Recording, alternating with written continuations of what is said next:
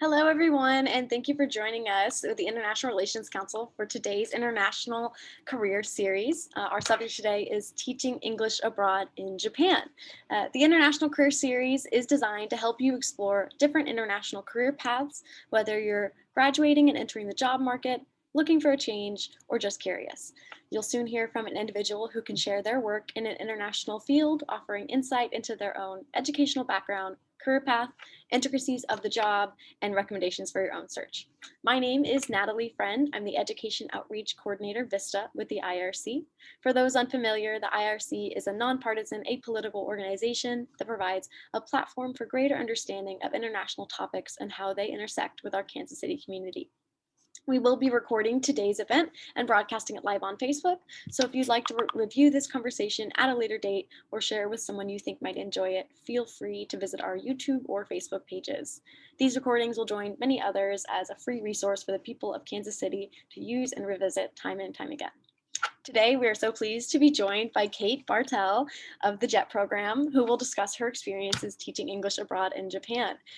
It's actually about 2 o'clock in the morning in Japan for Kate, so we're really excited to have her join us today. She's currently in her 4th year on the program, working with the Nagasaki City Board of Education.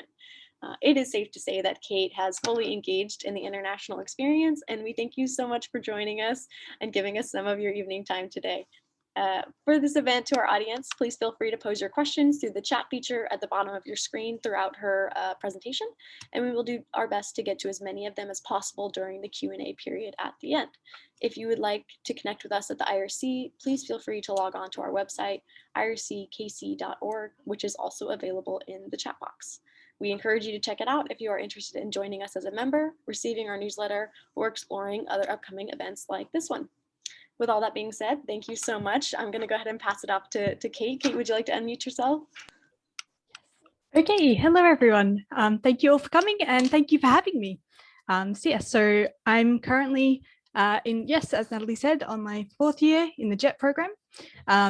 And as you can probably already hear, I grew up in Australia, but I do have US citizenship as well. I have dual citizenship, but I am currently on the JET program under my Australian citizenship. So I did apply through the Australian, or specifically through the Sydney consulate, but I did try to tailor my presentation to the American application experience.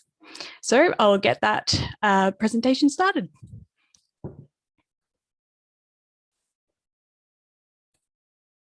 Okay, all right.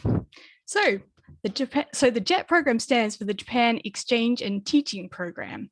And I put that link there. If you Google JET program, it is the first one that comes up. And there are actually 2 sites. So this is the general international one. And then there's also one specifically for the US as well. And I've put that link at the end of the PowerPoint. I just want to quickly say I'm on the JET program, but I'm not an official representative as such. Any statistics I have taken from that JET program website, and I'll try to specifically say if something is purely my own experience rather than the general experience for everyone. Okay, so firstly, I'll give a quick overview of the program, what it is, what it aims to do. So its objectives, this is from that website, is they're aiming for grassroots international exchange. So that's the E in the JET acronym. So basically it started back in 1987. There were 4 countries, the US, the UK, Australia, and New Zealand, and there were 848 participants in that particular year. So basically the Japanese government wanted foreigners to come and help Japan become a more global society, a more international society. And then the other aim of the program is also for people to then take back what they've gotten and taken away from Japanese culture and then share it with people back in their home country, their family and friends. So it's kind of it goes both ways, the exchange part. So that's part of what I'm doing. Like what I'm doing right now is kind of part of my job, sharing, what I've experienced and learned in Japan with people overseas. So in the present day, we've now got 57 countries participating. Not everyone teaches English, but I'll get to that in a little bit.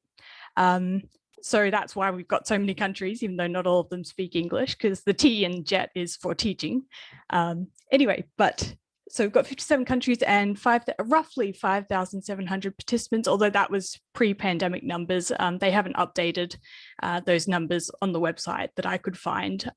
It's obviously COVID-19 has thrown everyone for a bit of a loop, but generally speaking, there are sort of between 5,000 and 6,000 participants in any given year.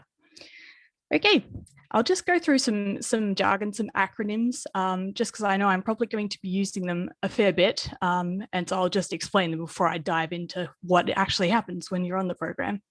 So the first one is ALT, and that stands for Assistant Language Teacher. So that's my job description, that's my job title. I am an assistant language teacher. And that's one of 3 positions that you can be employed as under the JET program.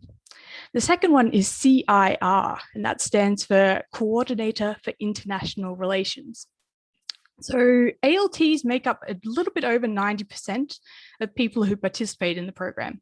And then CIRs are a little bit under 10%. And because they are coordinators for international relations, they typically work at a town hall or a city hall, and they'll be doing things like translating official documents to help with international relations. And also they quite often help with tourism and outreach to foreigners who may be living in the area they're placed in. The final position is SEA, which stands for Sports Exchange Advisor. In 2019, there were only 13 in Japan, so it's not a particularly common position. And they do tend to be sports professionals who do come to Japan and work specifically with athletes in Japan.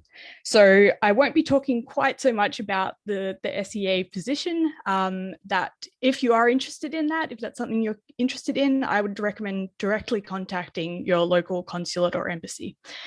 Just because I think that one you do have to apply specifically for that position, as far as I'm aware. Okay, so that's when in the application process. The next, once you arrive in Japan, the one you'll be hearing a lot is CLARE, which stands for Council of Local Authorities for International Relations. So this is basically the group. They're under the Japanese Japanese Ministry of Education. And they're the ones who are basically overseeing the whole program. So they're the ones who are saying, okay, yes, we would like to hire these people for the program and we will send them to these places. And then they're organizing they're the ones who decide the bare minimums that need to be in your contracts and things like that. So that's clear. And then the other one is CEO, which stands for Contracting Organization. And they are the people, quite often a Board of Education or a particular city in Japan, who are actually your direct employers. So that one comes up a lot as well. And then finally, these ones, there are no more acronyms for these ones. Your base school is the school that you're primarily based at, because you can quite often have multiple schools, but they're the ones who will kind of be your go-to for any school-related matters. They're the ones, usually sorting out your schedule between the different schools and things like that. And then if you are accepted into the program, you will have a predecessor, and that person is the person who was in your placement directly before you. So they are hopefully still there at the moment with the pandemic. It's, some of them have already gone home, but they will have hopefully at least left notes for the people who are their successors, who then come in and take over from them. So those are the main sort of key terms that we tend to use a lot, and then forget that not everyone knows what we're talking about, as I've discovered when I talk to my family back home. So hopefully that will make it clear what I'm talking about if I use any of those terms. I think the 2 ones that'll pop up the most are probably ALT and CLARE, as well as CIR to an extent. Okay, so job conditions. Oh, sorry, I'll just quickly pop back just to mention, not go back, I'll jump ahead a little bit. Just with the distinction between ALT and CIR, let's see, so if you do apply for that CIR position, ALTs don't actually need any Japanese knowledge whatsoever. You can go into the program with no Japanese at all, but they do expect you to make an effort to learn Japanese, should you be expected. With CIRs, on the other hand, they do need a minimum of, they need to be at least upper intermediate. So there's a test called the Japanese Language Proficiency Test. It has 5 levels, 5 being beginner level, and then 1 is you're essentially fluent. And CIRs need to be the equivalent or have received that N1 or N2. So either the highest, where you're essentially fluent, or the next level down. So that's another key difference between ALT and CIR. Okay, going back to job conditions and what you should expect from your contract.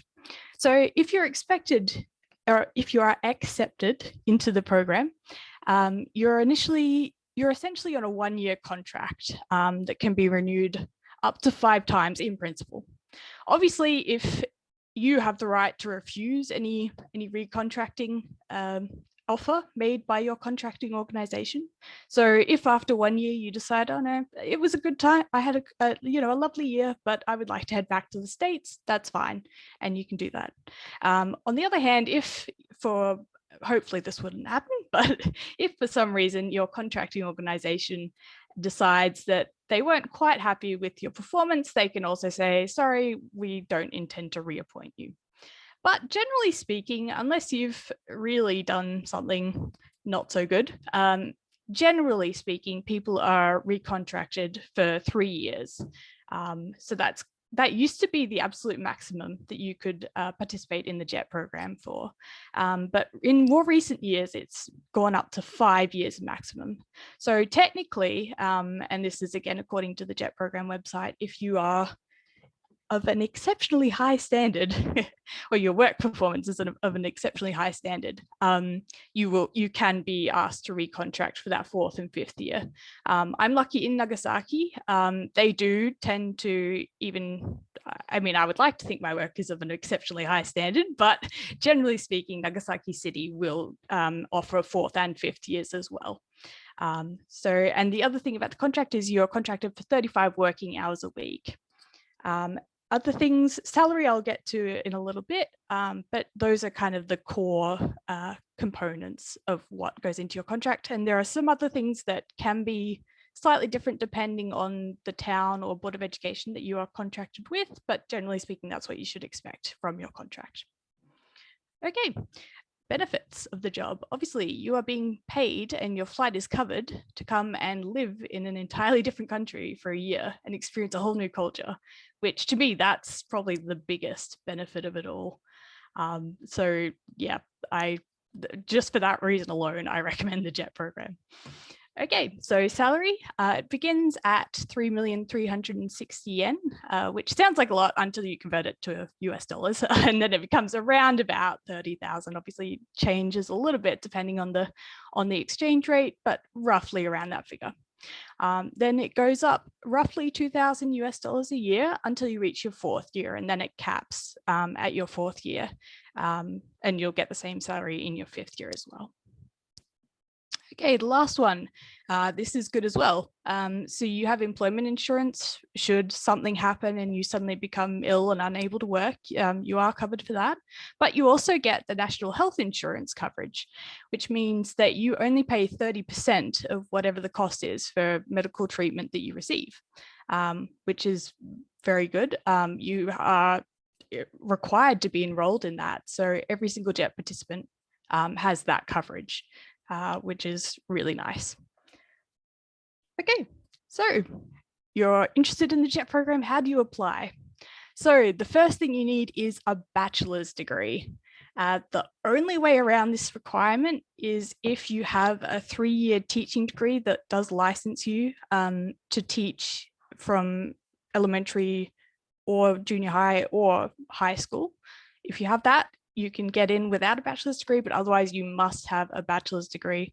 It can't just be a diploma, it has to be a bachelor's degree. And I believe, this is my own personal inference, I believe that's due to the visa requirements, because we are under a specific type of visa called an instructor visa. And I'm fairly certain that the requirement for that is a bachelor's degree. Other than that, there aren't too many other participation requirements. The only other thing I would note there is that if you have dual citizenship with Japan, you do need to relinquish or give up that Japanese citizenship, just because it is meant to be an international exchange program. And Japan does have its own laws regarding dual citizenship, where you are supposed to choose by the time you are 20. So that would obviously conflict in two different ways with the JET program. But generally speaking, you need a bachelor's degree, and that's about it.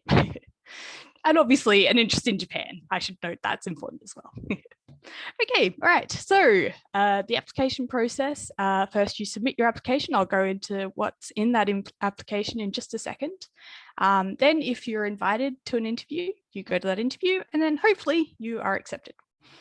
Okay, so there's a whole heap of required documents, and I haven't even begun in this presentation to go into what exactly goes into each document, but just to give you an idea, I would recommend you start, if you plan on applying, start at least a month before the deadline. If you start any later than that, it's really pushing it, because there is quite a lot of information you have to put together. So the first thing that you need is an application form, which you can download from that website, or I believe for the US application, it's from the US version of the JET website. So you need that application form, and then you have to write a statement of purpose. So it's basically an essay just saying, why do you want to go to Japan, and why specifically do you want to go to Japan with the JET program? What can you do to help that exchange component of the JET program, and how can you further that grassroots internationalization that they're looking for? Okay, the next thing is you need a self-report of medical conditions. That's basically just, tell them, do you have any illnesses that may require ongoing treatment? And part of that is so they can work out, do they need to put you near a big city that has that necessary medical treatment? If you make it, if you are accepted into the program, you do then have to go to a medical clinic and have a doctor fill out a medical form. But for the initial application, just a self-report is fine. And they do have a form for that you can fill out as well. The next thing you need, because you need that bachelor's degree, you need to have your official college transcript and proof of graduation. So with the proof of graduation, that would generally be a copy of your diploma. If, however, you're not actually going to graduate before that interview, but you will graduate before you would actually leave to go to Japan, they will accept a letter or some other form of documentation from your college that says this person is expected to graduate by this date. So that's fine as well. And then the last two things you need 2 reference letters. These can be in either Japanese or English, in case you are studying Japanese and would like to ask one of your professors, which is what I did. And I believe she wrote the letter in Japanese. And then you also need proof of citizenship, just because you have to be a citizen of the country that you are applying through. Okay, so yes, as you can see, there is quite a lot to get ready. So get started early. Okay, so this is a timeline essentially of what happens applying and getting accepted into the program. So in the US, the deadline, at least for this past year, was for November. And I believe it is typically November when you should submit that application. And it looked like this past year's application was to be submitted online. As opposed to a paper application. Whereas when I did mine in Australia, I did have to physically mail in, but that was also 4 years ago now. So they might have also updated things. Okay, so hopefully in January, you get either an email or a letter or a phone call saying we would like you to attend an interview, which is great. So anyway, then you get all excited and you make sure you have your suit all ready and you're all ready to look nice and professional. And then you go to the interview in February. So what actually happens at the interview? This is one of the biggest questions. If you search, JET program interview on the internet, a whole heap of things come up and lots of people panicking and, oh, what do I do? Anyway, but I'll just say I did interview in Australia, and I have heard the interview process can be slightly different depending on the country you come through. Apparently New Zealand's is very relaxed and they just kind of have a little chat. And anyway, Australia, it was still a formal interview, but it wasn't. The interviewers were quite friendly. And I say interviewers because there's typically a panel. So there's usually 3 people. I believe this is the same across all countries. So one will be someone who has been on the JET program and has come back. Then one person will be someone attached to the consulate or embassy who is Japanese typically. And then there'll usually be a third person as well who is of either of those categories. So you've got 3 people interviewing you. One thing that will typically come up is they may ask you to give a quick demonstration lesson just kind of on the fly. So that's definitely something to be prepared for. I was, I guess, lucky. They didn't actually ask me to do that. I was all prepared and they didn't ask me, but better to be over prepared than under prepared.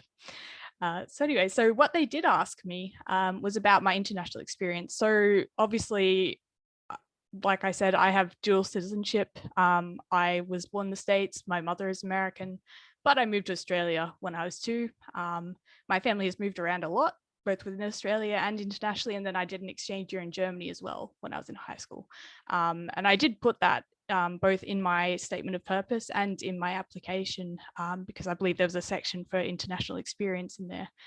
So obviously they were curious to know about that, because if you have any international experience, it means they know you've already kind of been through that experience of trying to sort of navigate a completely different culture. So that does reflect quite well. But obviously, even if you don't have that, they're looking for flexibility, I believe. That was kind of what I sensed from my interview. They want to know that you're not going to go to Japan and then after 2 days decide, oh no, I can't do this and want to fly home. That's really what they're trying to avoid, I think. Again, that's my opinion. That's what I've kind of picked up. But definitely, I think any job though, flexibility is a good thing and a willingness to adapt to other cultures. Okay, so that's the interview. Hopefully you've nailed the interview and you're sitting and waiting and the email comes and you've gotten in, and that'll be in April. So then you know you're going to Japan, but you don't actually know where yet. So then finally in May, you'll get a letter or an email and it'll tell you, okay, you are going to this place in Japan. And I'll talk a little bit about that on the next slide. Okay, and then June and July, you'll have a pre-departure orientation, and this typically takes place at the consulate or embassy that you have applied through. And then finally in July or August, depending on whether you get assigned to Group A or Group B, you'll finally head off to Japan. I should also mention this is all pre-pandemic. At the moment, it's all a little bit all over the place. Some of these things have kind of been, shifted, delayed, but hopefully if you're thinking about applying now, it will hopefully have calmed down enough to have returned to this sort of schedule by the time you actually apply to the program. Fingers crossed. Okay, so the reason I say Group A and Group B is the US has by far the largest number of participants on the program. And there are so many people coming from the States that they do have to split them into 2 groups. So if you are in Group A, you'll typically arrive in Tokyo with the Australians, people from Ireland, people from Jamaica, and I'm sure there's another country I'm forgetting, but it's basically they do half of people from the States and then split the other countries in 2. And then if you're Group B, you're going to be with people from Canada, the UK, and New Zealand, and Singapore as well. That's the other one. Yes. And a couple of other countries. I remember at my orientation in Tokyo, they had all the flags of the different countries people were from, and there was a Swiss flag there as well. So I guess there was someone in the room from Switzerland, so that was interesting. So yes, anyway, basically at the moment, Tokyo orientation is everyone sitting in their hotel room for 2 weeks quarantining and watching videos online. But generally speaking, it would be an actual proper conference where they'll invite people who are currently on the JET program to come and speak about how they conduct lessons and things you need to know. I remember we had we learned how to bow properly and little things like that, and how to interact with Japanese co-workers, because there are a lot of specific phrases that you would ideally use. So we had a bit of a crash course in polite workplace Japanese. So that's what Tokyo orientation is. Anyway, and then you head off to where you are placed. So anyway, I've just put a map of Japan on the screen, just so you can kind of get an idea of how far north and south it actually extends. So it's kind of like comparing, so this is, you probably can't see my mouse. Anyway, basically if you look on the the southwest end. It's got the Ryukyu Islands. That's Okinawa, basically. The climate there is kind of like Florida, and then up in the northeast, you've got Hokkaido, and that's more like Alaska. So basically, you could be put anywhere in here. You could be put literally anywhere in Japan. And by anywhere, I mean anywhere. There are islands that are so far southwest off the map that they're closer to Taiwan, and apparently have a ferry that comes once a week to deliver food. And you could be, you know, the only foreigner on a tiny little island of 300 people. Or you could end up in Tokyo in the middle of the hustle and bustle. So you could be anywhere. There is a space on that application form for you to list a preference, but they sometimes, especially if you, for example, have a medical condition that requires you to be close to a hospital, or also if you have family members who live in Japan, I believe they'll give more weight to your preference that you list. But for example, I listed Osaka as my one and only preference, and they asked me about it in the interview, and I said, oh, I just think it'd be fun to learn Osaka dialect. And they said, oh, yep, well, dialects are fun, but obviously there are dialects everywhere in Japan, and they ended up putting me in Nagasaki, so which isn't really anywhere near Osaka. So you can make requests, but they may or may not grant those requests for where you're placed. Basically, just be prepared to go anywhere in Japan. Okay, so I'll just show you, this is a screenshot from the actual email I received, showing me, okay, this is where you're going. Sorry. So I'll just show you, can you see how it says Nagasaki Shi, Nagasaki Ken? So I've got two words put there. That basically, if you get that, and you've got two words and not just one, it means that you're most likely going to be teaching at elementary school and junior high school. And you have been basically contracted by certain cities, Board of Education. Then I think that's probably, I don't know if lucky is quite the right word. That sounds a bit rude for everyone else who only got, say, Nagasaki Ken. The reason I would use the word unlucky is if you only get Nagasaki Ken, you only get one word. That means you've got an entire prefecture and you'll still have to wait another couple of weeks for your schools to actually contact you and say, okay, this is the actual city you are going to. And if you only have that one word, that means you are most likely going to be working at high schools. I should also quickly explain, in Japan, elementary school goes from first grade through to 6th grade. And then junior high school is 7th through to 9th grades. And then high school is 10th through to 12th. So they don't have a grade before 1st grade. It's just they start when they're roughly 6 years old. So that's just a little bit about being assigned placements. Okay. So Jet's heading off to Japan, if you'll excuse the pun. Okay. All right. So what should you actually bring to Japan? This isn't very romantic at all, but you need to bring money because the first month, you don't get your paycheck until the end of that month. Obviously, your flights over have been paid for. But you do need to buy food, pay rent, get groceries, all those sort of necessary things for that first month. So that's really something to think about if you're going to apply. I would suggest probably the minute you start thinking about applying, you should start thinking, okay, how am I going to save up for a little bit of backup money? And on the JET program website, they do recommend roughly $2,500 to $3,000. And I would say that's a good ballpark figure. That's about what I brought over, and it was about the right amount. I guess the other thing too is depending on where you're placed, you may need to buy a car to drive to your schools, which quite often you can get it buy it secondhand from the person before you, your predecessor. But in some cases you may also be the first ALT who has been placed at that school. They may have just either had a private company providing the ALTs, or it may be a new school entirely. So basically just bring some backup money and just know that there will be expenses when you first get to Japan. Okay, the other thing, besides the obvious things that you would normally pack in a suitcase, is medication. There are some medications in Japan that what we can usually buy sort of over the counter, that's actually prescription here. So I guess just be aware of that. Be careful about what you bring. And if you are on any medications that you need and you must have, there is a certain form that you have to fill out.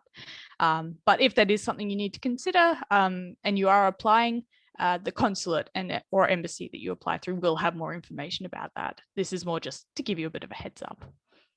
Okay, all right. So now we get to the really fun bit, culture shock. Okay, so this handy little graph here.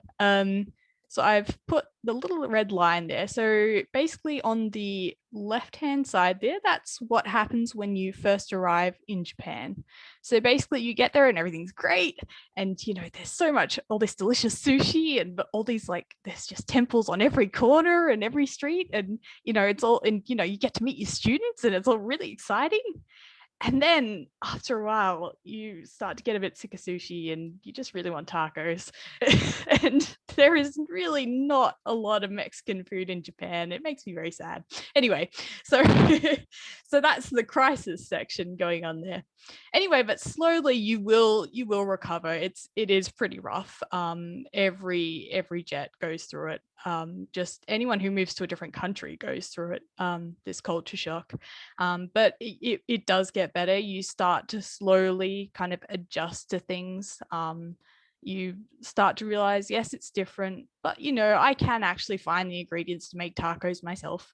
So that's that. And then, so that's while you're on the JET program. But then there's also the reverse when you head back home. So you get back home and, you get to see your family and friends again. It's been quite a while and you get to eat, Taco Bell or whatever again.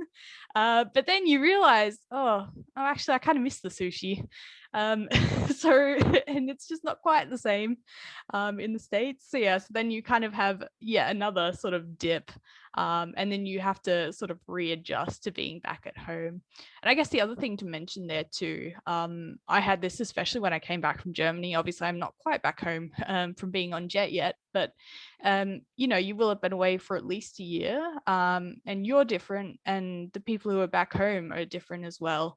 And that's okay. It's just you have to kind of get to know each other again a little bit.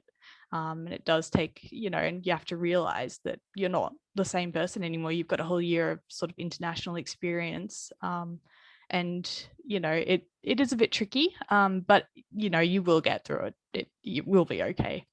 So yeah, that's definitely, they will tell you all about this at various orientations.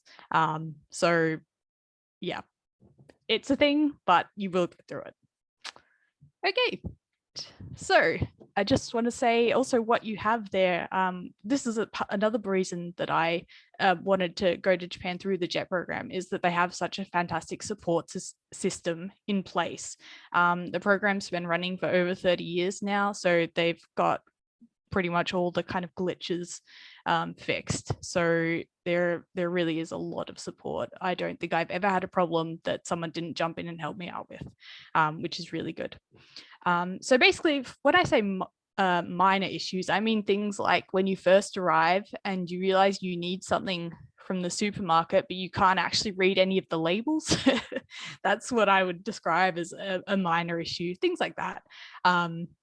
I mean, things like I couldn't actually read the buttons on my air conditioning remote control. So I had to ask another jet who happened to come over to my place to see how I was settling in. And she was luckily had roughly the same remote control and was able to tell me, okay, so this one's cooling and this one's heating. And anyway, so things like that, you can always ask another person on the JET program. And everyone who's already been here for at least a year, we're always happy to help. We've all been through it. We know how it feels. Just ask us for anything and we'll either help you or put you onto the person who can help you. And then the other thing you can do is you can also ask your co-workers in the case that you don't have any other jets near you where you are. So quite often you'll have a supervisor at your base school and they can also be kind of your go-to person. The other thing is sometimes, the teachers who are, maybe nearing retirement age and have grandkids of their own, they quite often like to kind of take the ALT under their wing and will look after you, which is lovely. So yes, they've helped me out a fair bit too. Okay, then obviously for things, for example, if it's not just you can't read your air conditioning remote, it's the air conditioning unit is actually broken, that's when you would go to your contracting organization, because they're typically the ones who, will oversee your lease, the renting, or your sort of contractual sorts of things, and they can help you out with that. Obviously, if you are having bigger problems, workplace conflicts, things like this hopefully won't happen. But if they do happen, there are support systems in place. So again, you can go to your contracting organization. And then the other thing you have is if the contracting organization can't help you out, we have what are called prefectural advisors. So there are typically 2 of them for each prefecture. And they are also on the JET program, but they will have been there for typically at least 3 years.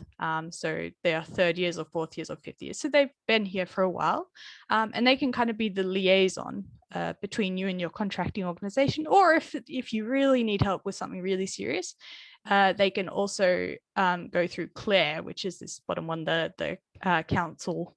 Oh, I always forget what this acronym stands for. The Council of Local Authorities for International Relations, who are the ones who oversee the JET program. So they are also good people to have on your side as well. The other thing is we do have at least 2 JET hotlines that I know of, possibly 3 or 4. So there's one that's manned by volunteers, and I believe they're actually alumni who are kind of around the world and can be there sort of 24 hours. And then there is one that's run, I believe, on a weekly basis. It's sort of between a certain time that you can call as well. And that one's run by a group called AJET, which I'll get to later. And then CLARE does have specific mental health support systems. So they offer access to an online counselling system, and that's in English as well. And then obviously, if there are natural disasters, CLARE will be checking in to see, are you okay? I think they learned a lot, rather sadly, from the 2011 earthquake, Fukushima. So yeah, so basically now if there's even a chance that, it might flood, I will get, an automated phone call saying, please confirm you're safe, even if the flood's, 100 kilometers off. And if it's still in the same prefecture, they want to know you're okay. So they are very good about checking that you're still alive and still doing well. So yeah, so you do have all those support systems in place. Yes, and everyone is happy for you to reach out and ask them for help. Okay, all right. I'll finally get to what I actually do. Okay, so as I said, I'm in Nagasaki City. I teach at 4 schools.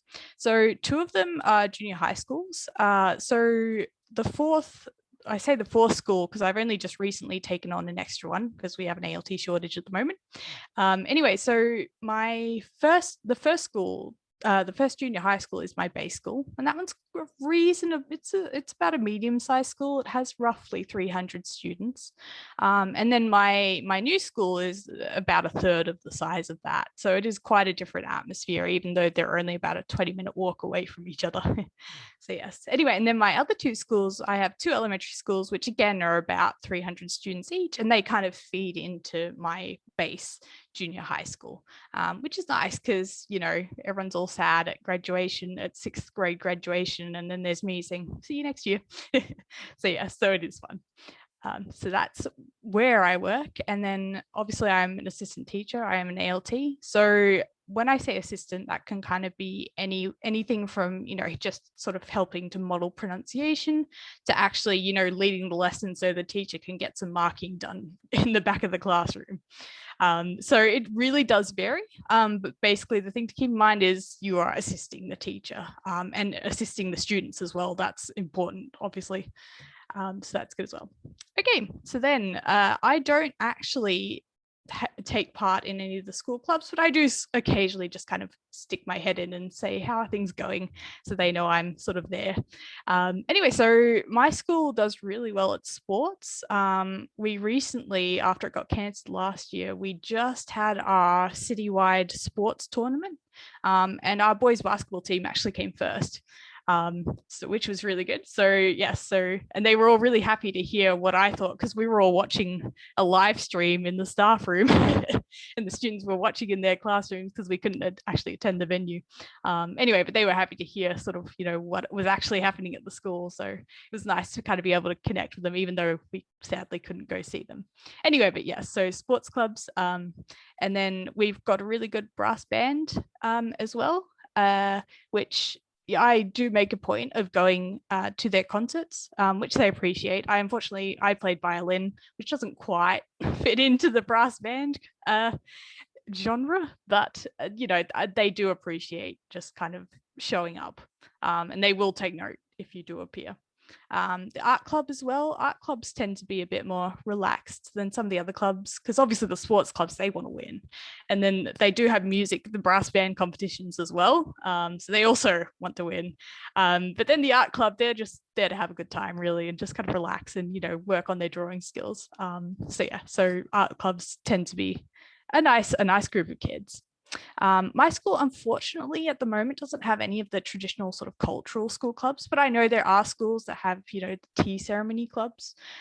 We used to have a kendo club, which kendo is, it's a little bit like fencing, but also not really. Basically, they use wooden sticks. I believe it originated as kind of a form, a martial art for practicing sword fighting. But obviously they're not using actual swords, it's just wooden sticks. We used to have that, but there were only 3 students and they all graduated, so they decided to fold the club, which was a bit of a shame. Anyway, but schools do have all sorts of different traditional clubs, or clubs that are based on traditional Japanese culture, which can be really interesting.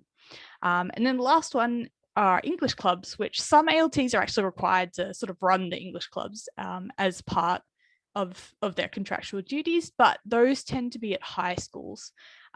So I don't actually have one at my school, which I always think is a bit sad, but yeah, it is what it is. Okay, all right. So for those of you who are looking to build your resumes, we do have quite a few sort of additional opportunities that happen. So the main one each year is each prefecture is required by Claire to hold a staff development conference. So it's basically, recently it's been virtually, but all the ALTs are meant to come together. Occasionally the CIRs will join in as well. And basically we talk about how we can, be better teachers. We try and share, game ideas for learning English, what strategies have worked. We discuss, if we're having any issues on the job, and, people will hopefully chip in and give suggestions for that. So basically, why I say this is sort of a resume building thing is you can volunteer to be the ALT or the JET participant who helps to organize this conference, because it is quite a big job to put together. For example, in Nagasaki Prefecture, we have, a keynote speaker. So someone needs to reach out to, quite often we get professors from universities to come and speak to us. And we also need to invite the teachers that we co-teach with, they come as well. So it really is a lot to get organized. And we have, they call themselves the working committee in my prefecture. So they're the ones who are basically putting this all together. So you've got things like that. You've also got, like I mentioned, English clubs, but also you can sometimes volunteer to teach. They're called A-Kaiwas, and of course I'm forgetting the English translation at the minute. But basically they're kind of like English conversation clubs, but they're typically sort of run outside work hours, but you can help to decide to volunteer. So you've got different things like that as well. Basically, if you can think of it, you can probably do it, just to sort of, build up that resume. Okay, so A day at school. Unfortunately, I'm not actually allowed to take any photos of my students, just for privacy reasons. So I hope you will enjoy some online photos using Japan's favorite free illustration site. They have all these themed cute little drawings that are all in the same style, and that's what I've got today.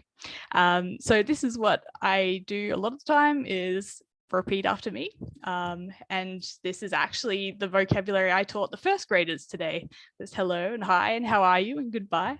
And they love saying it. They see me in the corridors and it's hello, which is extremely adorable. So that's one thing I do. Obviously showing picture flashcards, especially at elementary school, teaching the kids apple, numbers, counting animals, things like that. And then one other thing, this I typically do at junior high school, but I know some ALTs will do this at elementary schools, is I'm in charge of a bulletin board for each of my junior high schools. So some months I'll do something relatively simple, like what's in the PowerPoint, just sort of put up pictures and words, usually with the theme. But then some months, like currently I've got up one on, BTS's new song, because all the students love BTS. And I've got the lyrics because they've released a new English song, and a little sort of, I've got notes and a translation, as well as some pictures of the band members to make sure the students actually look at the bulletin board. Okay, so I also typically will do the speaking tests with the students, just because obviously their regular teacher is perfectly capable of doing the speaking test as well, but usually it'll be because I can stay out in the corridor while the teacher conducts the rest of the lesson and make sure the students are still able to learn while I'm doing those speaking tests. And then the last thing is checking compositions and essays, or even just regular sort of multiple choice things. Just checking, have the students completed the work? Did they understand the assignment? And then I'll hand that back with feedback, and sort of liaise with their regular or the main English teacher as well.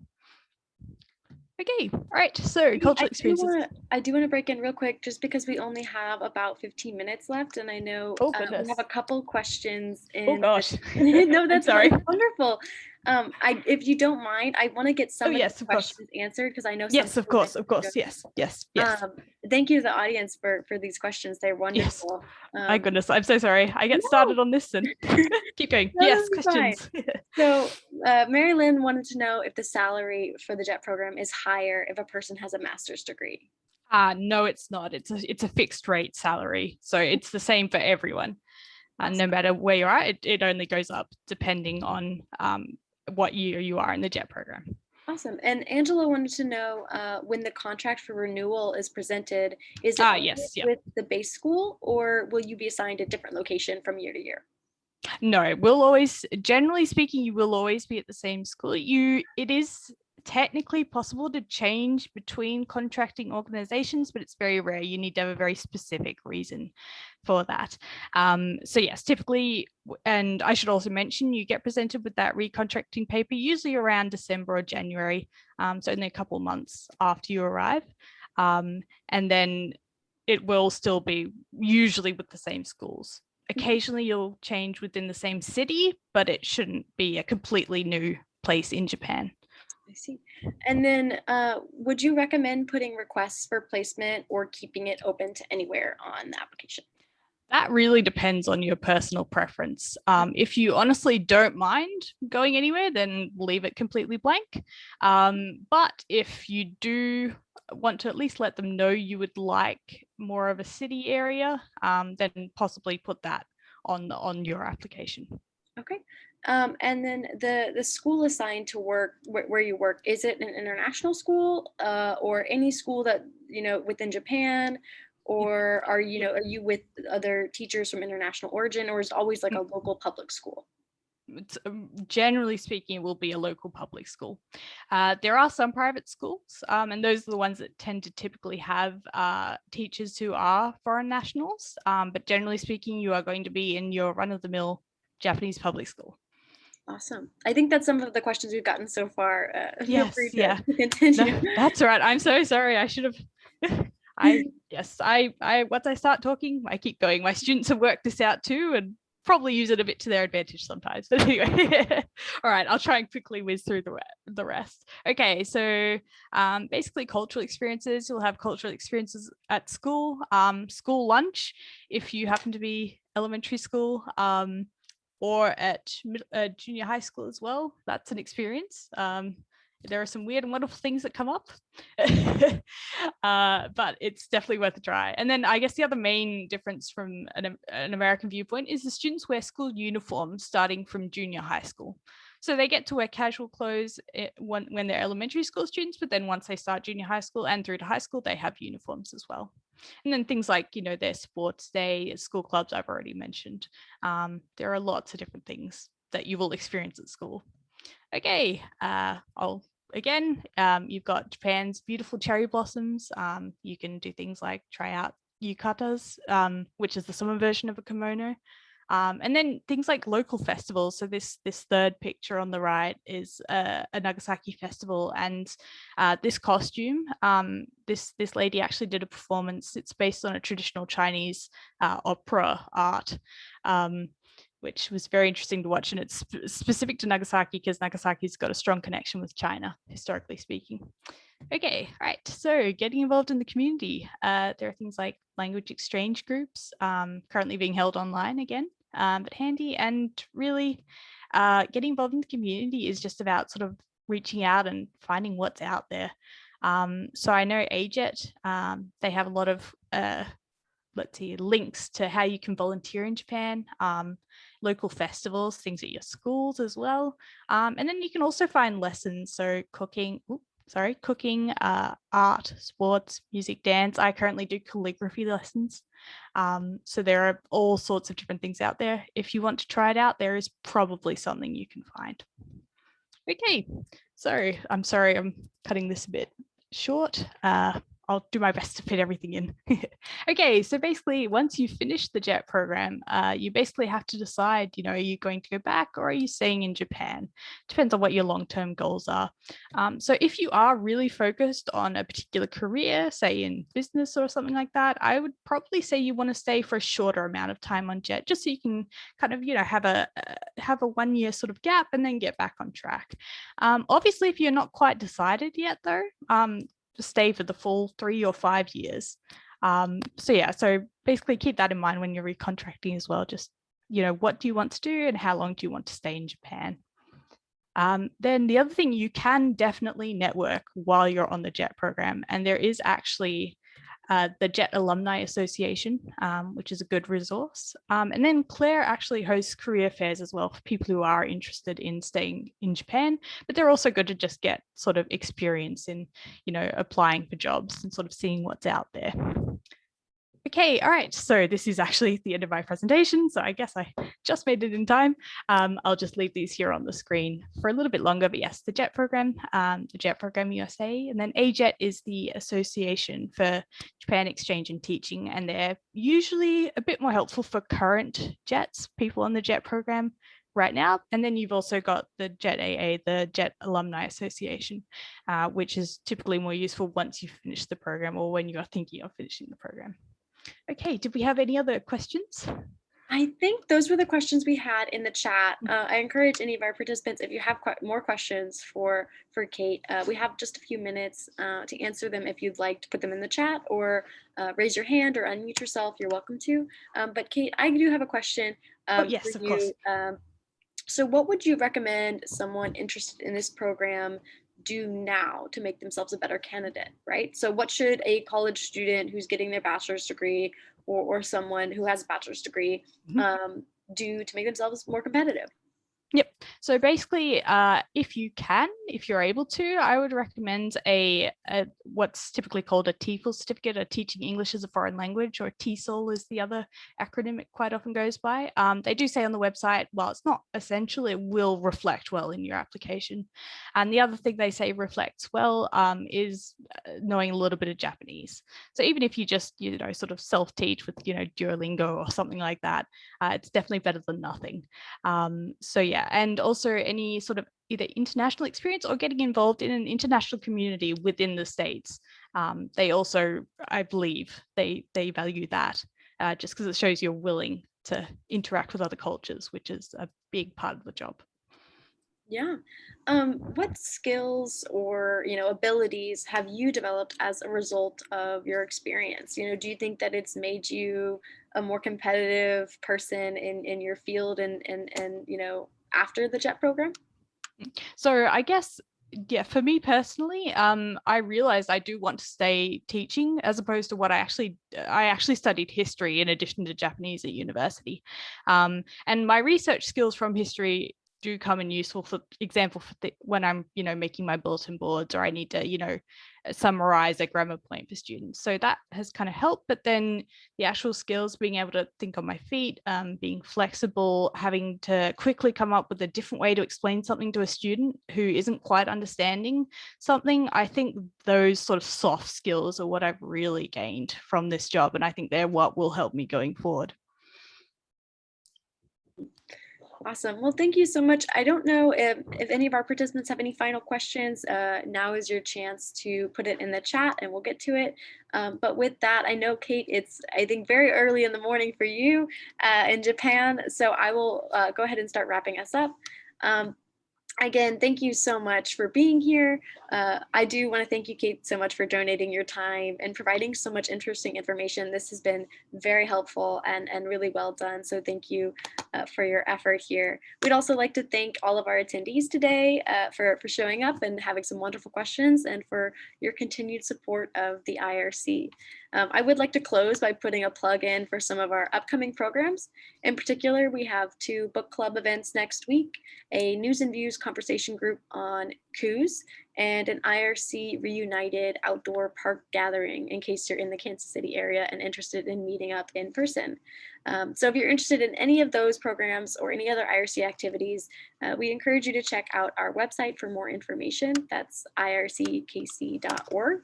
And you'll find a whole bunch of stuff, including a link to our YouTube channel, where you'll be able to find a full recording of this conversation with Kate today, in case you'd like to revisit it alongside many other conversations like this. So thank you so much. Kate, do you have any final words for the audience about the JET program or your experience before we close the program?